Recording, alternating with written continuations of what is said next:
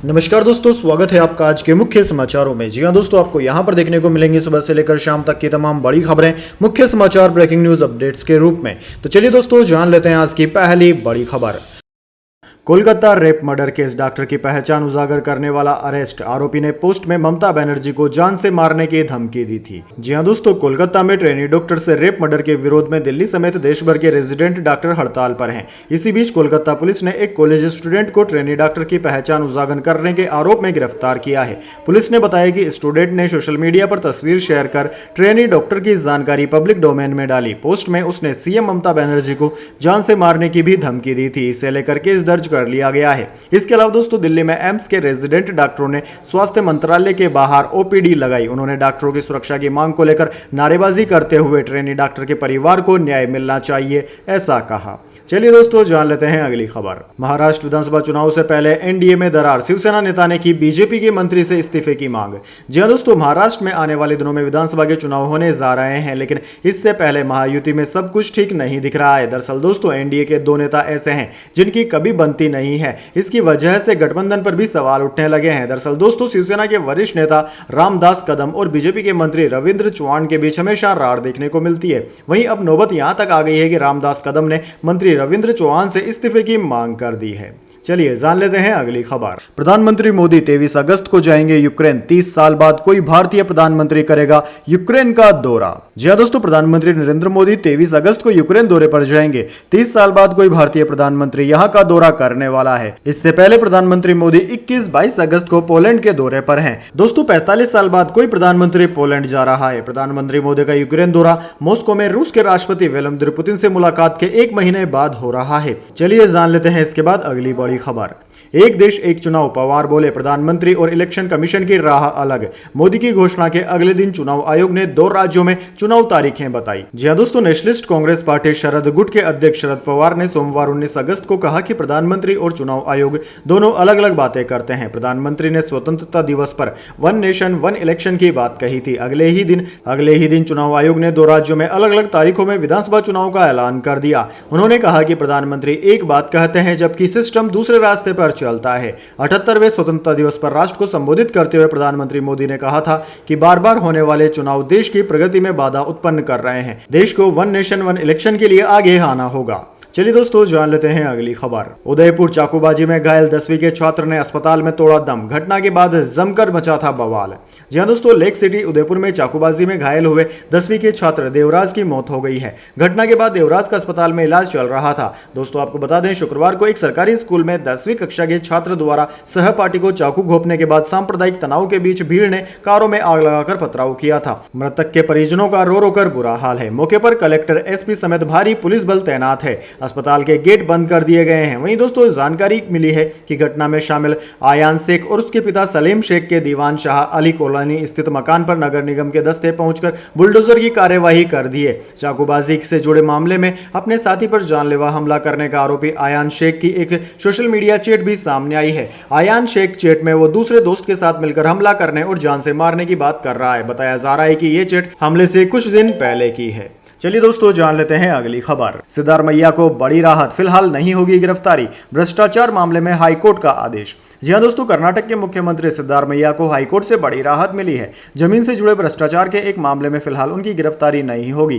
Karnataka high court ने MP MLA court को आदेश दिया कि जब तक मामले की सुनवाई पूरी नहीं हो जाती तब तक उनके खिलाफ कोई कार्रवाई न की जाए, तब तक मामले को सस्पेंड रखा जाए। दरअसल दोस्तों, जस्टिस एम नागप्रसन्ना ने सिद्धारमैया की अपील पर यह अंतरिम आदेश पारित किया। सिद्धारमैया ने राज्यपाल के उस आदेश को चुनौती दी थी जिसमें उनके खिलाफ मामला चलाने की अनुमति दी गई थी। मामले की अगली सुनवाई अब 29 अगस्त को होगी। चलिए दोस्तों, जान लेते हैं अगली खबर। महबूबा मुफ्ती की बेटी का पॉलिटिकल डेब्यू। जे&के चुनाव के लिए पीडीपी ने जारी की 8 उम्मीदवारों की पहली लिस्ट। जी हां दोस्तों, जम्मू कश्मीर विधानसभा चुनाव में पीडीपी प्रमुख महबूबा मुफ्ती की बेटी इल्तिजा मुफ्ती अपना चुनावी डेब्यू करने जा रही है। इल्तिजा दक्षिण कश्मीर के अनंतनाग जिले के पारिवारिक गढ़ बिजबेहड़ा से चुनाव लड़ेगी। पीडीपी के राजनीतिक गतिविधियों में सक्रिय भूमिका निभाने वाली इल्तिजा पार्टी प्रमुख की मीडिया सलाहकार के रूप में भी काम कर रही है। दोस्तों, पीडीपी के सूत्रों के अनुसार यह कदम महबूबा मुफ्ती की ओर से अपनी राजनीतिक विरासत को बेटी को सौंपने की दिशा में पहला कदम है, क्योंकि महबूबा मुफ्ती खुद अब मेंटर की भूमिका में आ रही है और उन्होंने खुद विधानसभा विधानसभा चुनाव लड़ने से इनकार कर दिया है। चलिए दोस्तों जान लेते हैं अगली खबर। राहुल गांधी काफिला छोड़कर उबर कैब में बैठे, ड्राइवर बोला दिल्ली के सारे फ्लाईओवर कांग्रेस ने बनवाए। राहुल गांधी बोले हाँ आसमान से तो नहीं गिरे।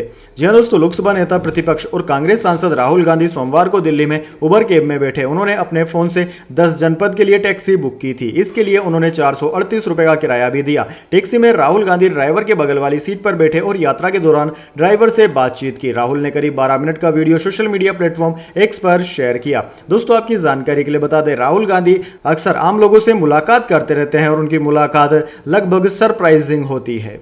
चलिए दोस्तों जान लेते हैं अगली खबर। देश का मानसून ट्रैकर, ओडिशा में 48 घंटे में 15 मौतें, पुणे में एक दिन में 101 mm बारिश, यूपी में 2 फ्लाइट डाइवर्ट, 8 लेट।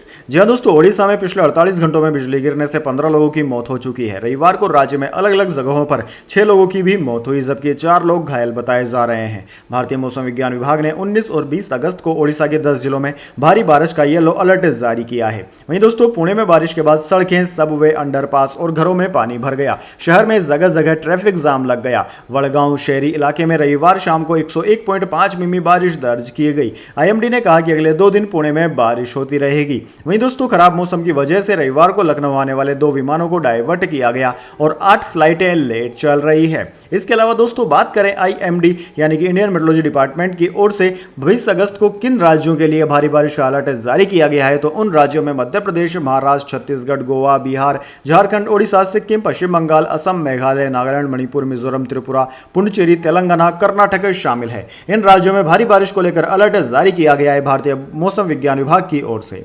चलिए दोस्तों जान लेते हैं अगली खबर। अब पाकिस्तान में मिला मंकी पॉक्स का केस। डब्ल्यूएचओ ने एक दिन पहले ही इसे हेल्थ इमरजेंसी घोषित किया। इस साल 500 से ज्यादा मौतें।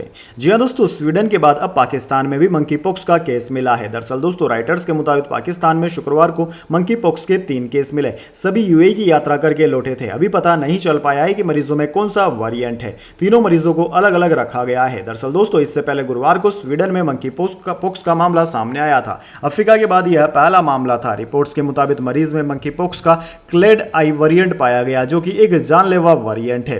वहीं दोस्तों विश्व स्वास्थ्य संगठन डब्ल्यूएचओ ने बुधवार को एम पॉक्स को ग्लोबल पब्लिक हेल्थ इमरजेंसी घोषित किया है। यह 2 साल में दूसरी बार है जब इस बीमारी को हेल्थ इमरजेंसी बताया गया है। दरअसल दोस्तों डब्ल्यूएचओ की रिपोर्ट के मुताबिक इस साल विश्व में मंकी पॉक्स के अब तक 537 मामले सामने आ चुके हैं, जिनकी मौतें हुई। कोंगो में इस बीमारी का प्रकोप फैला हुआ है। इसकी चपेट में पड़ोसी देश भी आ रहे हैं। चलिए दोस्तों जान लेते हैं अगली खबर। जम्मू कश्मीर में आतंकी हमला, सीआरपीएफ इंस्पेक्टर की मौत। आतंकवादियों ने उधमपुर में पेट्रोलिंग पार्टी पर फायरिंग की। कल से चुनावी प्रक्रिया शुरू हो रही है। जी हां दोस्तों, जम्मू कश्मीर के उधमपुर में सोमवार को आतंकवादियों की फायरिंग में सीआरपीएफ इंस्पेक्टर की मौत हो गई। सीआरपीएफ और जम्मू कश्मीर पुलिस की ज्वाइंट ऑपरेशन टीम रामनगर के चील इलाके में रूटीन पेट्रोलिंग पर थी। उसी दौरान आतंकवादियों ने गोलीबारी की। दरअसल दोस्तों सीआरपीएफ इंस्पेक्टर की पहचान कुलदीप के रूप में हुई है। एनकाउंटर अभी भी जारी है। जम्मू कश्मीर में 20 अगस्त से चुनाव प्रक्रिया शुरू होने के एक दिन पहले यह आतंकी वारदात हुई।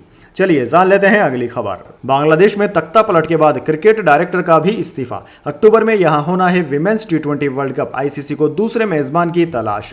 जी हां दोस्तों, बांग्लादेश में सरकार बदलने के बाद क्रिकेट बोर्ड के डायरेक्टर जलाल यूनिस ने इस्तीफा दे दिया है। बांग्लादेश में विमेंस वर्ल्ड कप 3 अक्टूबर से होना है, लेकिन आईसीसी ने देश में पिछले दिनों हुई हिंसा के बाद दूसरे देश को मेजबानी देने का मन बना लिया है। इसी बीच बांग्लादेश क्रिकेट ऑपरेशंस के चेयरमैन भी रहे जलाल ने पद छोड़ दिया। वहीं दोस्तों जलाल ने कहा कि क्रिकेट की भलाई को ध्यान में रखते हुए मैंने बांग्लादेश क्रिकेट बोर्ड से इस्तीफा दे दिया है। सरकार बदलने के बाद इस्तीफा देने वाले जलाल क्रिकेट बोर्ड के पहले ही सदस्य हैं। बांग्लादेश में स्टूडेंट प्रोटेस्ट के कारण 5 अगस्त को आवामी लीग सरकार को इस्तीफा देना पड़ा था, जिसके बाद विपक्षी दल और स्टूडेंट यूनियन ने मिलकर बांग्लादेश में नई सरकार बनाई। चलिए दोस्तों जान लेते हैं अगली खबर। अश्विनी वैष्णव बोले यूपीएससी लेटरल एंट्री का कॉन्सेप्ट यूपीए सरकार का 2005 का सुझाव हमने लागू किया। राहुल ने कहा था आरएसएस वालों की भर्ती हुई। जी हां दोस्तों, यूपीएससी में लेटरल एंट्री को लेकर नेता प्रतिपक्ष राहुल गांधी ने सरकार पर आरोप लगाए थे कि यूपीएससी के प्रमुख पदों पर आरएसएस से जुड़े लोगों की भर्ती की गई। इसका जवाब देते हुए सोमवार सुबह केंद्रीय मंत्री अश्विनी वैष्णव ने कहा कि लेटरल एंट्री मामले पर कांग्रेस का पाखंड देश के सामने है। वैष्णव ने एक्स पर पोस्ट में लिखा कि यह यूपीए सरकार की ही देन थी जिसने लेटरल एंट्री का कॉन्सेप्ट लाया था। दूसरा प्रशासनिक सुधार आयोग एआरसी 2005 में यूपीए सरकार में ही लाया गया था। इस आयोग की अध्यक्षता वीरप्पा मोइली ने की थी। चलिए दोस्तों जान लेते हैं अगली खबर। जम्मू कश्मीर चुनाव को लेकर कांग्रेस की बैठक जारी, उम्मीदवारों की पहली लिस्ट और गठबंधन पर चर्चा, राज्य के तमाम नेता मौजूद। जी हां दोस्तों, जम्मू कश्मीर और हरियाणा विधानसभा चुनाव को लेकर नई दिल्ली में कांग्रेस की बैठक चल रही है। यह बैठक उम्मीदवारों की पहली लिस्ट पर चर्चा के लिए बुलाई गई। इसमें कांग्रेस अध्यक्ष मल्लिकार्जुन खड़गे और राहुल गांधी के साथ कांग्रेस की इलेक्शन स्क्रीनिंग कमेटी के सदस्य भी मौजूद हैं। बैठक में चुनाव से पहले गठबंधन पर भी निर्णय लिया जा सकता है।